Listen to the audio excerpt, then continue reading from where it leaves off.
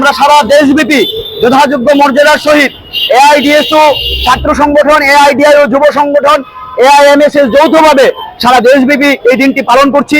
আজকে আমরা আগরতলাতে ও বটতলায় এই মহান মানুষটির ছবিতে পুষ্পার্ঘ অর্পণের মধ্য দিয়ে আমরা ছোট পরিসরে সাংস্কৃতিক অনুষ্ঠান করছি এবং আমরা বলতে চাইছি যে এই মহান মানুষ ঈশ্বরচন্দ্র বিদ্যাসাগর যে স্বপ্ন দেখেছিলেন যে ভারতবর্ষের শিক্ষা ব্যবস্থা হবে ধর্মনিরপেক্ষ বৈজ্ঞানিক গণতান্ত্রিক শিক্ষা ব্যবস্থা, আমরা কি লক্ষ্য করছি?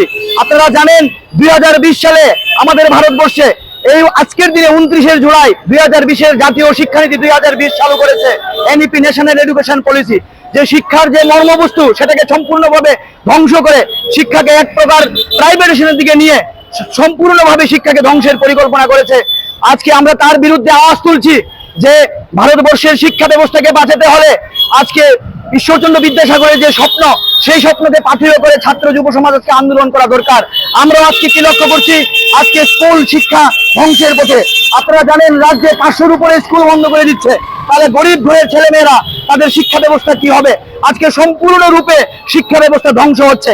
অথচ বিদ্যাসাগর মশাই চেয়েছিলেন যে ভারতবর্ষের শিক্ষা ব্যবস্থা সকলের জন্য সমানভাবে হোক, কিন্তু আজকে আমরা লক্ষ্য করছি যে সমস্ত রূপে শিক্ষার যে একের পর এক শিক্ষারূপে আক্রমণ নামিয়ে আনছে এই সমস্ত রাজনৈতিক দল এবং সরকারগুলো। এআইডিএসও ছাত্র সংগঠন সারা দেশব্যাপী জাতীয় শিক্ষানীতি 2020-কে বাতিল করার জন্য, সমস্ত স্কুলে শিক্ষক নিয়োগ, এই যে বিদ্যাজ্যোতি প্রকল্পকে বাতিল করার জন্য আমাদের আন্দোলন চলছে রাজ্যব্যাপী।